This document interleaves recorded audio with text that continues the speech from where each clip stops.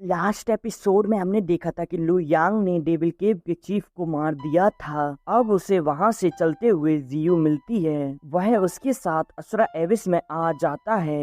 Episode 77 की starting में अब हम देखते हैं कि वह दोनों उड़ते हुए एक जगह आते हैं और अब वहीं रुक जाते हैं। जियो बताती है कि यदि कुछ दिन पहले यहाँ एक बड़ा भूकंप ना आया होता तो फिर किसी को भी इमोर्टल टॉम नहीं मिल पाती। लू यांग उसे देखकर कहता है कि यह अवशेष कितना विलक्षण है। यह एक दिव्य महल जैसा दिखता है, ना कि किसी टॉम जैसा। जी यू कहती है कि इमोर्टल सभी प्रतिष्ठित हैं और वह स्वाभाविक रूप से अपनी टॉम की परवाह करते हैं। और अब वह दोनों उस टॉम के इमोर्टल एरिया में प्रवेश करने के लिए उसके पास आ जाते हैं। लू यांग को एहसास होता है कि कोई उनसे पहले यहाँ आ गया है। वह उसे बताता है। जी यू बताती है कि जहाँ तक मुझे पता है यह पूरा टॉम 5 महलों और आंगनों से बना है और केंद्रीय महल के अलावा यहाँ इमोर्टल लोगों के अवशेष रखे गए हैं और बाकी के डिवाइन वेपन आदि जैसे अस्त्र शस्त्र हैं। और इसके पूर्व में पेनासिया स्टोर किया जाता है जिसे पेनासिया पवेलियन के नाम से जाना जाता है। और पश्चिम में मेटल की डिवाइन स्वॉर्ड जमा करने के लिए किया जाता है जिसे डिवाइन स्वॉर्ड पवेलियन के नाम से जाना जाता है। तथा दक्षिण की ओर इमोर्टल फ्लेम है जिसे इमोर्टल फ्लेम पवेलियन के नाम से जाना जाता है। जी यू बताती है कि ऐसा कहा जाता है कि जब तक इमोर्टल ज्योति जलती रहेगी और आत्मा अंधेरी खाई में रहती रहेंगी, जिससे कि उन्हें पुनर्जन्म लेने में अपने शरीर को पुनः प्राप्त करने में थोड़ा सा समय लगे। और जहाँ तक उत्तर के महल की बात है, यहीं पर वे स्क्रिप्चर्स की पूजा करते हैं और इसे स्क्रिप्चर्स पवेलियन के नाम से जाना जाता है। उन्होंने Panacea pavilion, divine weapon pavilion, scriptures pavilion पर कब्जा कर लिया है। इसका मतलब है कि अभी भी उन्हें अंतिम प्रतिबंध तोड़ना बाकी है। आइए हम ग्रेट सन पैलेस के लोगों से मिलते हैं। और अब वह दोनों एक साथ उसके अंदर एंटर हो जाते हैं। लू यांग पूछता है कि यंग डीमन गॉड और होली डेविल पैलेस के चीफ दोनों डिवाइन पवेलियन में हैं और ऐसा लगता है कि तियान लुओ स्वॉर्ड पवेलियन को यहाँ डिवाइन स्वॉर्ड की सबसे अधिक परवाह है। जी यू कहती है कि चूंकि ग्रेट सन पैलेस के लोग स्क्रिप्चर्स पवेलियन में हैं, हम पेनेसिया पवेलियन के पूर्व की ओर एक चक्कर लगाकर वहाँ पहुँचेंगे। वह दोनों वहाँ से गुजर रहे होते हैं, तभी उनके पीछे यंग डीमन गॉड और सैग्रेड डेविल पैलेस के चीफ और तियान लुओ स्वॉर्ड पवेलियन के चीफ पीछे आ जाते हैं। यंग डीमन गॉड कहता है कि तियान लुओ स्वॉर्ड पवेलियन के चीफ वह आदमी सैग्रेड डेविल पैलेस का प्रमुख और मेरा दुश्मन है, क्या आप उसे मारने में हमारी सहायता करेंगे? इस पर तियान लुओ स्वॉर्ड पवेलियन का चीफ कहता है कि सबसे पहले हमें खजाने की तलाश करनी होगी, हमें डिवाइन वेपन पवेलियन को ओपन करना ही होगा। इधर लू यांग और जियो जा रहे होते हैं, तभी कुछ अटैक्स उनकी ओर आते हैं जिससे कि वह दोनों बच जाते हैं। जी यू उन्हें देखकर कहती है कि मास्टर क्यूसक, क्या आप हमसे दुश्मनी मोल लेना चाहते हैं? तभी वहाँ एक व्यक्ति आते हुए उन्हें रोककर कहता है कि यह ग्रेट सन पैलेस का अलायंस है, तुम ज्यादा परेशानी मत खड़ा करो। वह जी यू से कहता है कि आप घबराइए मत, मास्टर क्यूसक सिर्फ आपकी परीक्षा लेना चाहते थे और उसका मतलब आपको कोई नुकसान पहुँचाने का नहीं था।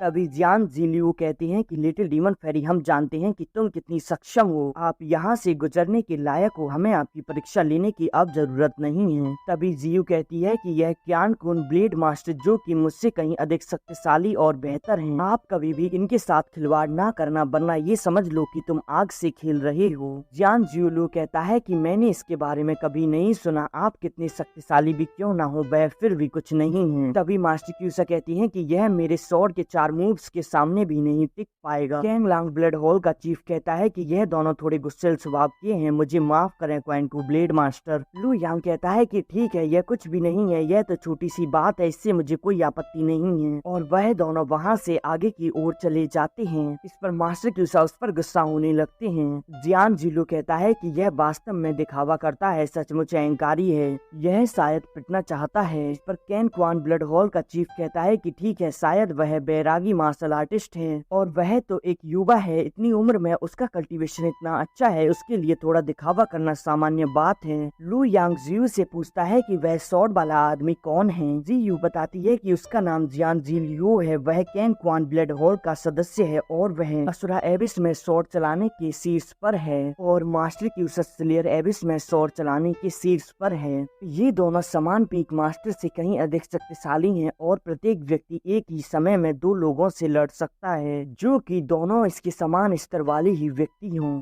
लू यांग कहता है कि इसमें कोई आश्चर्य नहीं कि वे इतने अहंकारी हैं, मुझे लगता है कि उन्हें अब सबक सिखाने की जरूरत है। इस पर जियू कहती है कि हाँ, तुमने सही कहा। अब वह दोनों ग्रेट सन पैलेस के लोगों के सामने आ जाते हैं। यान जी कहती है कि जी यू, आखिरकार तुम यहाँ आ ही गई।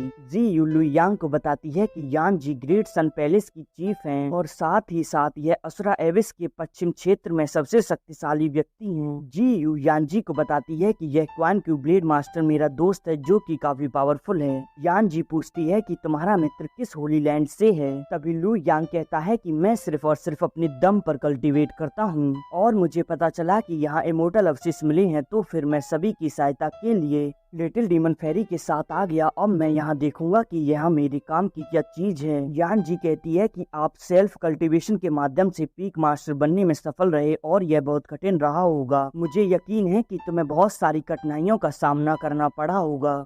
तभी वहीं खड़ा एक व्यक्ति कहता है कि इसमें कोई आश्चर्य नहीं कि तुम इतनी उत्सुकता से यहाँ तक आ गए, परंतु मुझे लगता है कि तुम इमोर्टल अवशेष प्राप्त करने के लिए कुछ ज्यादा ही उत्सुक हो। यू कहती है कि यहाँ सभी के आने का कोई न कोई कारण है। भले ही क्वाइन टू ब्लेड मास्टर स्वयं कल्टीवेट करते हैं, परंतु यह मुझसे भी अधिक शक्तिशाली है और यह इमोर्टल अवशेष प्राप्त करने में हमारी मदद कर सकते हैं। इस पर वह व्यक्ति कहता है कि आप मदद करने के लिए स्वतंत्र हैं, लेकिन अंदर की हर चीज ग्रेट सन पैलेस की है और आपको उसका उचित ही हिस्सा प्राप्त होगा। हम लिटिल डीमन फेरी की वजह से तुम्हें कुछ इनाम भी दे सकते हैं, लेकिन उसके अंदर जो कुछ है वह सब हमारा है। पर जीयू कहती है कि क्वाइन क्यू ब्लेड मास्टर की सहायता से हम अधिक इमोर्टल टॉम को एक्सप्लोर कर सकते हैं और उसके अंदर का मिलने वाला आधा सामान ग्रेट सन पैलेस का हो सकता है और बचे हुए आधे हिस्से में से क्वाइन क्यू ब्लेड मास्टर और मैं आपस में बांट लेंगे। इसके बारे में तुम्हारा क्या ख्याल है। इस पर वह व्यक्ति कहता है कि बिल्कुल नहीं, कम से कम ग्रेट सन पैलेस को उसमें से 80% हिस्सा तो चाहिए ही और बाकी का 20% तुम्हारा हो सकता है। और जहाँ तक क्वाइन टू ब्लेड मास्टर के हिस्से की बात है, ये तुम पर निर्भर करता है। इस पर जी यू कहती है कि यानजी आप क्या सोचती हैं इसके बारे में। यानजी कहती है कि हमारे होली लैंड के बीच पहले ही बंटवारा हो चुका है। ग्रेट सन पैलेस को यह स्क्रिप्चर्स पवेलियन मिला है और हम दो से होली लैंड के साथ युद्ध नहीं कर सकते। हमने आपसे तुरंत प्रतिबंध तोड़ने के लिए यहाँ आने को कहा